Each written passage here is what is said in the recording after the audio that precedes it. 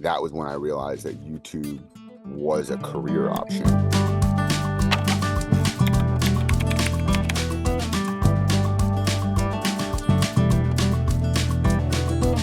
Origin story was, Christian and I were doing a video every single week on YouTube, which is a lot of work to wake up on Tuesday and say, all right, what are we going to write, shoot, write, cast, produce, shoot, edit, upload in 6 days.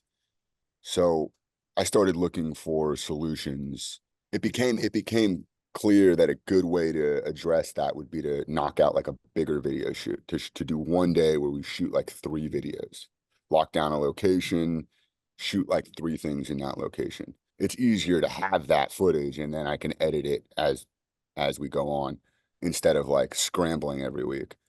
So the Real Bros was like, let's do a little mini series to parody reality shows. I think we were both getting a kick out of reality shows. The Real Housewives of Potomac had just come out, and we were just laughing at how ridiculous. Like, what even is Potomac?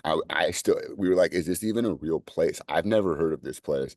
How do they have a reality show about the Real Housewives that live there? So we wanted to do a reality show that was kind of like a Real Housewives spin on a obscure location, and also make fun of the fact that when you have a reality show, you film these people for so long. You have an unlimited library of footage and sound bites that you can edit together to make anything happen. Like, we could have a nice, pleasant conversation. The editors could take that, bleep out a couple words that weren't curse words, blur out me throwing up a peace sign. It looks like I flipped you off. And now all of a sudden there's dramatic music and it looks like our nice interaction was this super passive aggressive dramatic experience. So that was the idea of season 1. It was to take nothing and turn it into a dramatic reality show.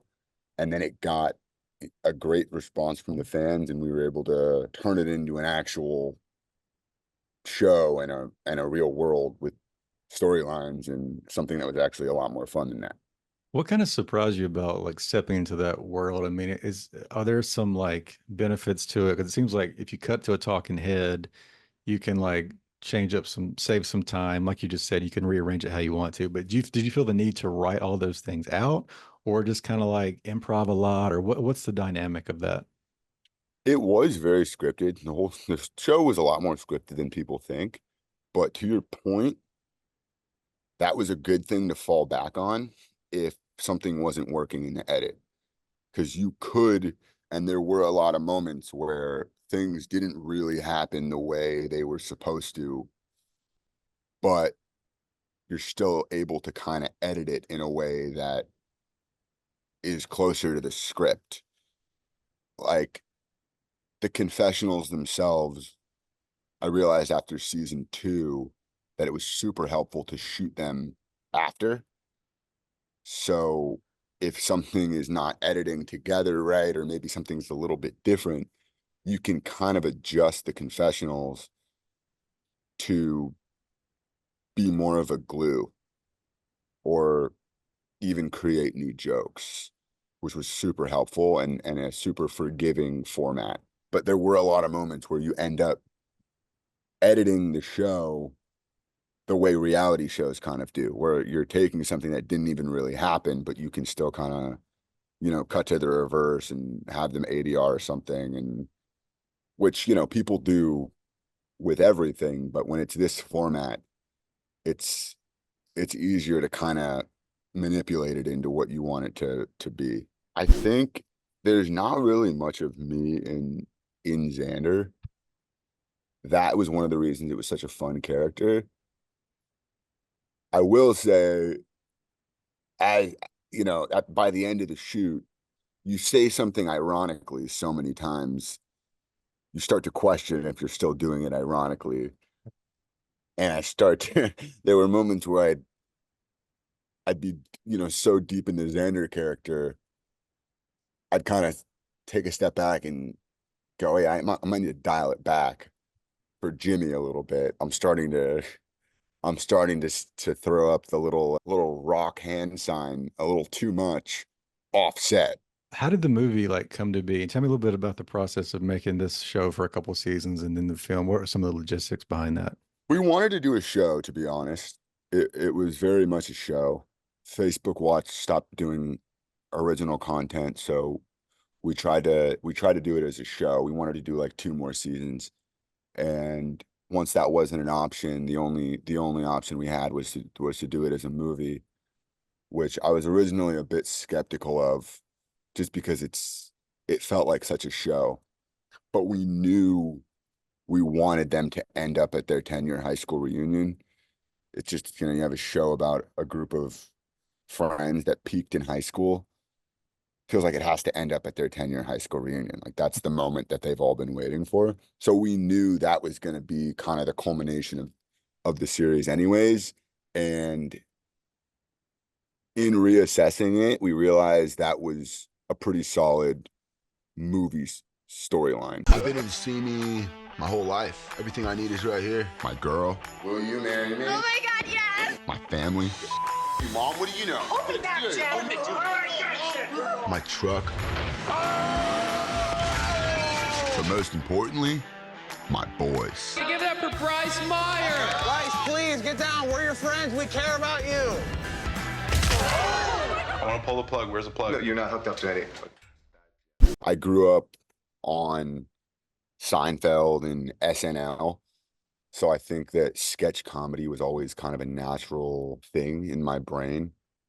And once I started watching, like, skate videos back in the day were funny. And I think I tried to kind of replicate that and infuse comedy into the skate videos. And that was where I first started to develop an interest in I guess, quote unquote, filmmaking. And then when I got to high school, I was just kind of making random sketches. I would borrow my parents' video camera. I started recording on my laptop once the laptop had a video option, and was just I learned how to edit in high school and just started kind of throwing little funny sketches together. And then when I got to college, a friend of mine told me what someone was making on YouTube that he knew. And that was when I realized that YouTube was a career option. And this is in 2010. So this is before this was widely understood to be a way of making money. And that kind of, I was in college. I was just a broke college kid, and I was just looking for some way to get something going.